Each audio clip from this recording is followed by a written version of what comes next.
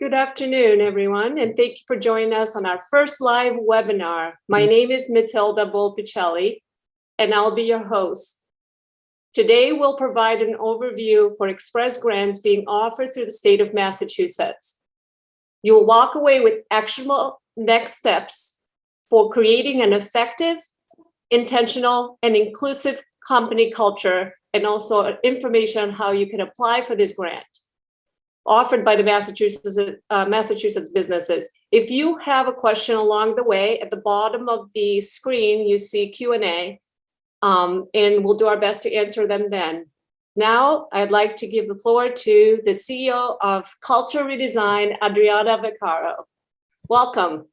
Adriana, can you start by telling us briefly about you?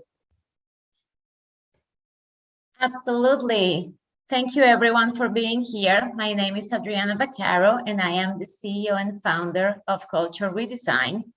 We specialize in talent optimization, corporate culture, and diversity, equity, and inclusion implementation. We will talk more about that today. Obviously, culture is my favorite subject and my passion and the reason why I started this company. We believe in the concept of dream teams, effective teams. And we really want to provide companies with a clear path and framework to build amazing teams that deliver results and, more importantly, that are in alignment with the mission of the organization.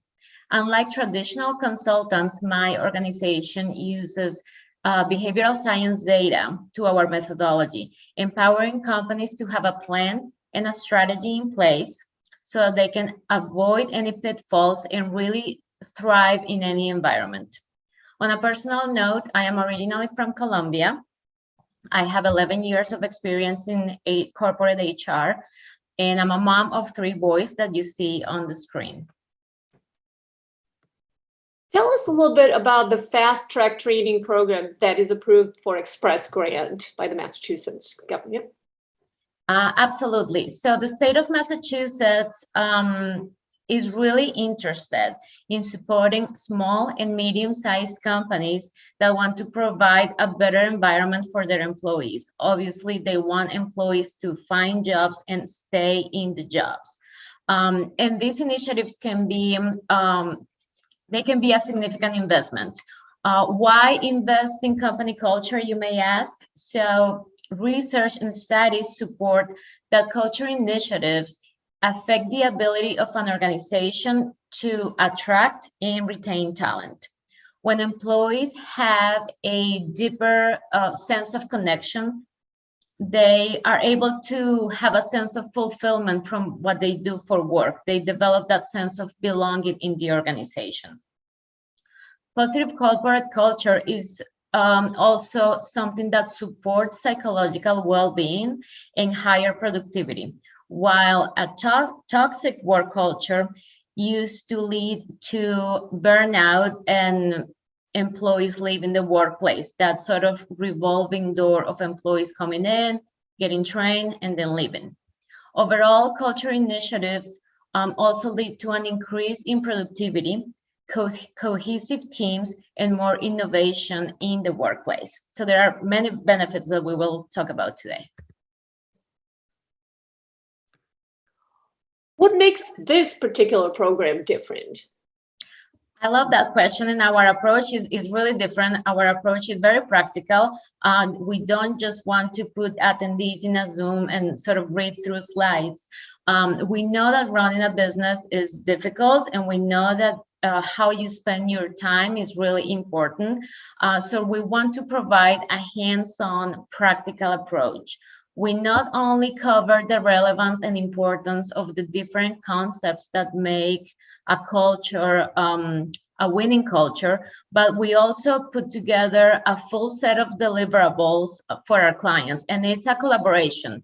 We work with the trainees that work at each particular company to really give something that they can walk away with. One of the deliverables is a revised employee value proposition that is relevant to the current challenges that we are experiencing in the workplace right now. It's a clear statement of why an employee should work for you. We also help them develop a culture blueprint, and this is the set of fundamental values that guide the behavior of employees.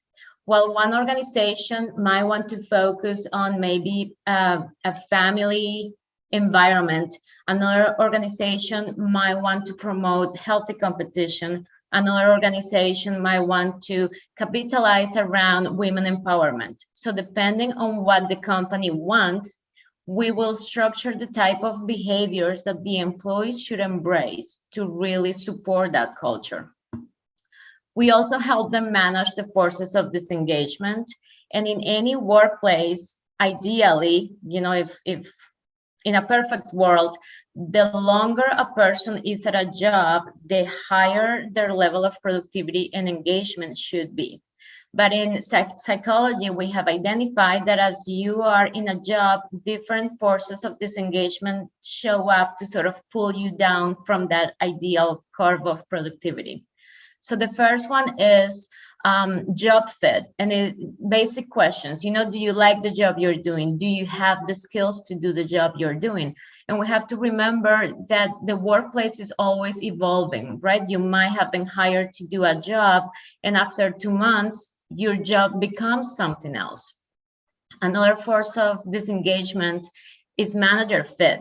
Do I have a leader that is supporting me and helping me develop the best version of myself? And sometimes when people talk about coaching, we believe that we can use the same guide for every person, and that is not true. Behavioral science suggests that every person has different needs, different behavioral drives. So the way I coach you, Matilda, is completely different than the way I will coach somebody else. We have to go with the strengths of each particular person. In terms of manager also, often in the workplace, we have a really good employee that is showing high productivity, let's say is a lab technician, and we have this rock star, and then that person becomes the manager. But we as leadership forget that the person became a manager because he was a good lab technician, not necessarily because he was a good manager. So if there is a skill gap, the company should work on filling that gap so that the former lab technician can also become a successful manager.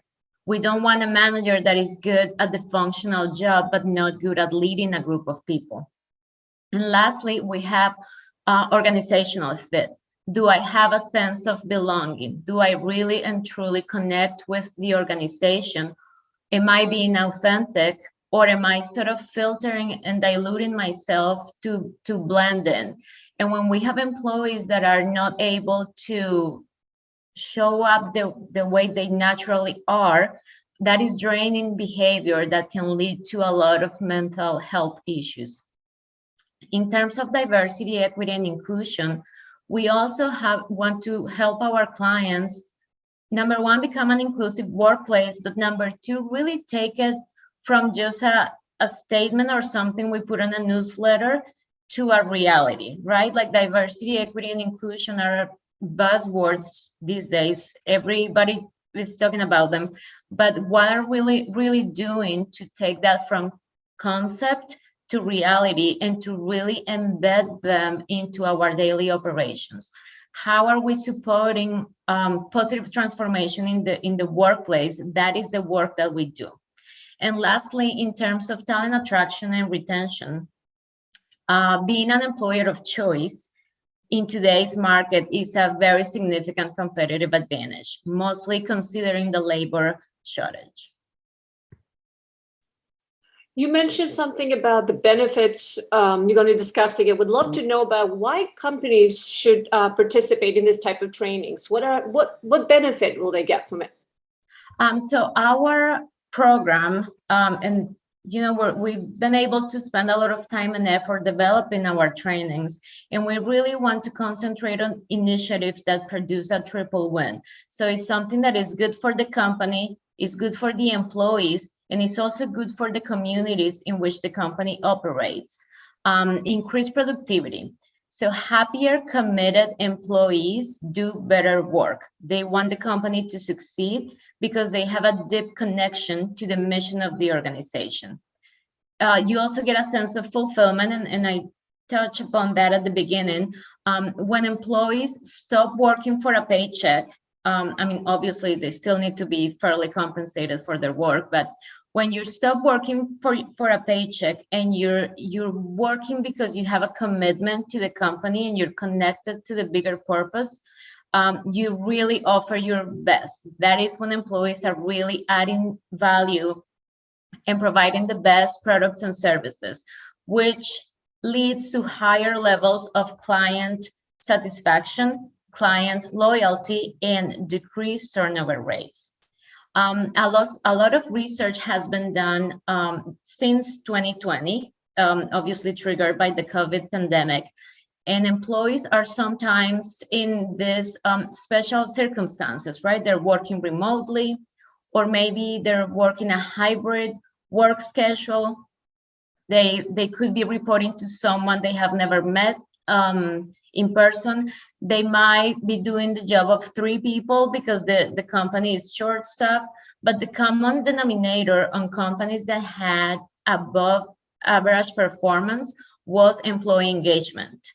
So when you have that connection, and when employees trust the organization and they feel connected, that is when you have that added value from the employees. And a culture initiative is really how you get there. That's really how you build that trust with your employees. In average, companies that work on culture initiatives have 41% less absenteeism, 59% less turnover, and 2.3 times greater revenue over a 3-year period. I also have some statistics that were released recently from Department of Labor. These are numbers from 2021 in Massachusetts, actually. It takes about 70 days to find a replacement. So someone in your team is spending about 8 hours interviewing, 20 days dedicated to training, and about 50 days of production ramp up. So it takes about 70 days for the employee to be actually performing the job with confidence. So think about all the money that you spend on the new person, right? Getting them up to speed. And then a couple of months later, they leave just because they didn't find that fit, that connection. So if we use for this example, minimum wage, which I'm sure no one is paying minimum wage these days because it's really competitive. We're talking about approximately $12,000 per employee. So if you look at all the employees that left your organization and multiply that by $12,000, it's a lot of money that you could be saving if you are able to improve your employee engagement. And don't get me wrong, I'm not saying that if you take the training, you're going to remove turnover, not at all, but I'm saying initiatives that involve culture, diversity, equity, and inclusion are going to help you make your company, your organization a better place to work. Adriana, can you walk us through the application process? Here we go. Yeah. So what's that 15-minute? I've heard it's really hard, harder than 15 minutes. No, I'm happy to report that the state of Massachusetts has invested in a team of professionals. They're nice, they're friendly, they're bilingual. I have met a few of them through Zoom, and they're dedicated exclusively to working on the express grants. So when you start the application, and obviously it can be done online, all you need is a copy of your certificate of good standing because they want to make sure you are paying your taxes. And I want to clarify, the express grant is, you can use it for employees that are on your payroll. If you have consultants or 1099 workers, you cannot use it to train those team members. So it's only for payroll employees. And when you initiate the application, you will also need the name of the training provider. And if you're choosing one of my trainings, it will be Culture Redesigned, and you need the ID number of that training.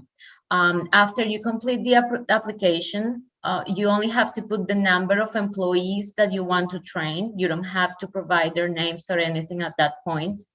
You will get an email immediately saying, we have received your application. They will review it, which can take up to 3 weeks. And then you get another email with a grant award. And it says, you know, you have been approved to train, I don't know, 10 employees with Culture Redesigned.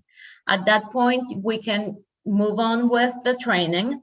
And once you complete the training, there are instructions on how to get your reimbursement. So they want to see the name of the employees, and obviously they want to make sure the employees are still working for you.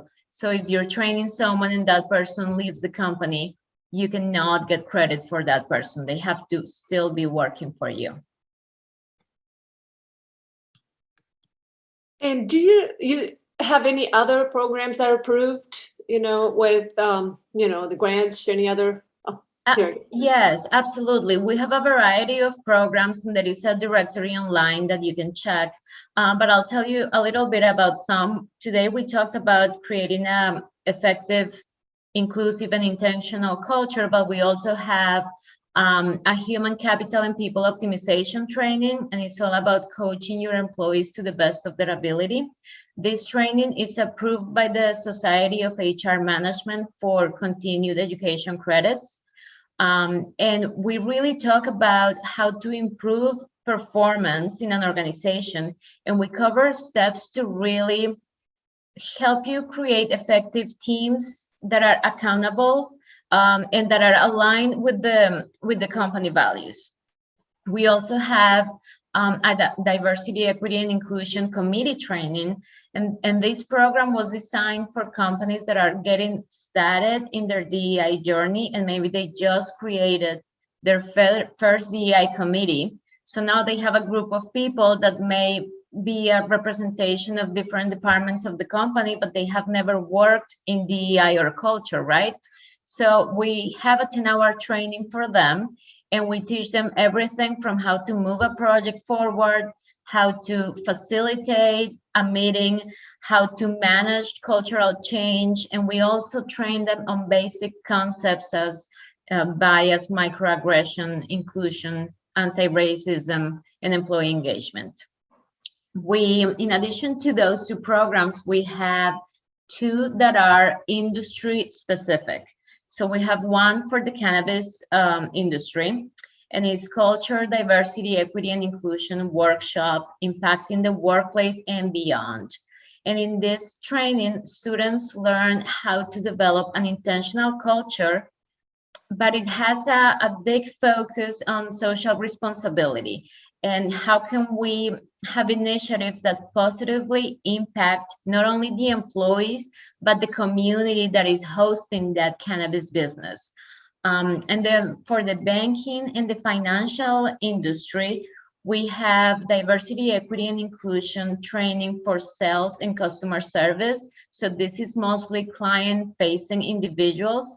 And here we concentrate on the importance of an equitable approach in employee communications with current and with potential customers.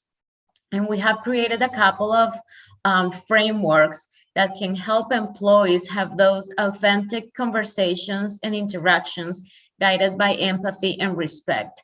And when we talk about DEI and dealing with people that are from different groups, sometimes you can disrespect someone accidentally. So this kind of training really helps employees that are representing an organization really have successful encounters because they know how to manage conversations. We also have worked with a couple of clients in manufacturing and service industry, and we have written trainings specifically for them because we don't want to have something standard that fits everyone. And I really want to encourage you, if someone has a need and you really have that desire to work in culture, improve the culture of your organization, or start your DEI journey, or move forward your DEI journey, we can meet you wherever you are, and we can help you take advantage of all the resources that the state of Massachusetts has put in place. There are other grants that are more extensive, is the general grant. And if a company is working on a major initiative and you need to train, let's say, employees in different areas, and we're talking about a significant effort that might take 6 months or a year, we can also help you writing those grants and really connecting the training to different key performance indicators. So this is not training for fun, right? The training is going to be connected to either employee retention, employee performance, so is data driven, and the state will support that initiative as well. How can you be reached? I mean, even if they have a question about the application, or also, you know, if they have any questions about, like you said, employee performance, that kind of thing. Yeah. Absolutely. So you can visit my website. My cell phone is right on the screen. My email is on the screen. And actually, if you go on the website, there is a link to set up a meeting. So my schedule is usually updated there. If you want to set up a meeting, we're able to have a consultation. And again, we want to make sure your initiatives are successful. So we will meet you where you are. Thank you, Adriana. Any questions from the audience? Let's see. Let's go on the Q&A. Well, Adriana, I have a couple of questions for you. Is there a limit? You mentioned about that people can't be trained in, you know, on these grants, or even like about, like you mentioned, a culture or employee performance. How many employees can the company train? So the limit is not by employee. The limit is in dollars. So you can spend up to $30,000, and that will be, you will get it all back. And I want to mention, for employers with more than 100 employees, you get 50% back. So the main focus is small and mid-sized companies. You get the $30,000 back. Can you be more specific about small and, you said mid? Is it 100 employees or less, 1,000 employees or less? 100 employees or less. If you have more than 100 employees, you get back 50% of your investment. Okay. I'm going to go back to the Q&A. Oh, here we go. You mentioned earlier about a healthy employee competition strategy. Can you tell us a little bit about this and what kind of businesses you often see adopt it? Yes. So in terms of sales organizations, they tend to be very, very competitive. So when we are writing their culture blueprint, we always encourage them to kind of spell out the behavior they want to see, because at times companies are sort of vague, right? Like everyone writes on their posters honesty, but honesty might mean something different for you and something different for me. So in terms of competition, we actually work with a lab, and they talk about challenging each other's ideas,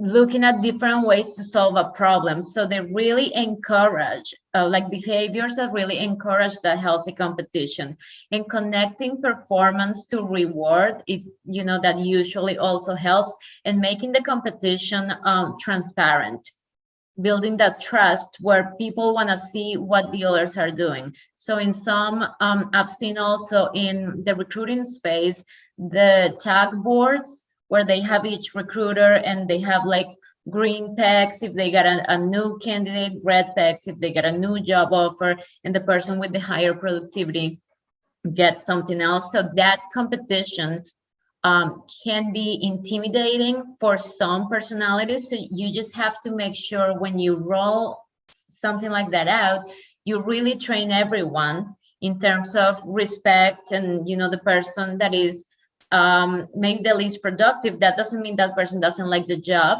right? It doesn't mean that we're going to make fun of that person. It still has to be safe and healthy. And in terms of psychology, we don't want anyone to feel less than. This training, can the company offer it after, let's say, work hours or weekends, or has to be when, you know? They're That working. is All right. that is a great question, especially my manufacturing clients. They always want to do the training after the shift, but unfortunately, because this is supposed to be for the well-being of the employee and the company, it has to be during their actual shift. So we can be flexible in terms of the commitment in time. Like, let's say if we're talking about a 10-hour training, if we want to do 1 hour every week, we can work with that, but we have to do it during working hours. And working hours will be 9 to 5, or is that, or what their working hours? Their working hours, yes. Okay. And I can work around the company schedule, but sometimes if they do an audit, they want to make sure, let's say if an employee works 3 to 11, they want to make sure the training happened in that time frame. Thank you, Adriana. Oh, I have another question here for you. For the Express Grant training, do you typically recommend including all payroll employees regardless of seniority?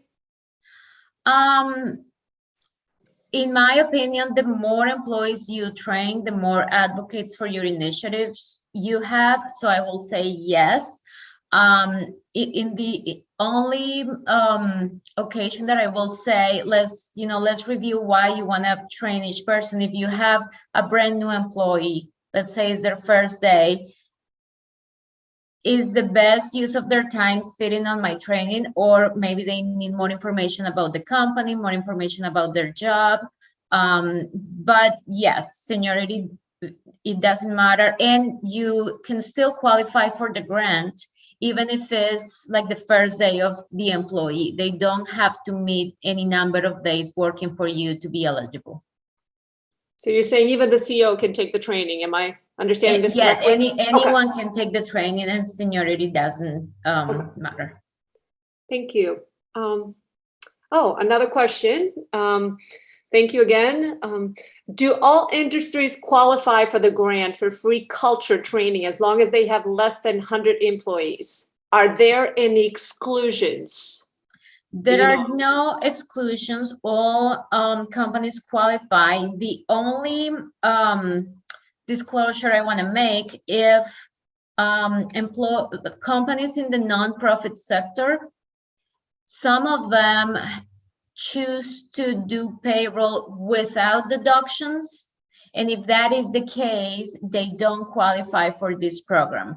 But if you work for a nonprofit and the payroll structure is normal, like you get buckets of taxes that they take out, you can qualify. And again, the team at the state is very friendly. So if there are any questions that we have, we want to make sure you are going to get your money back. So we will support you and coach you along the way to make sure this is viable for you.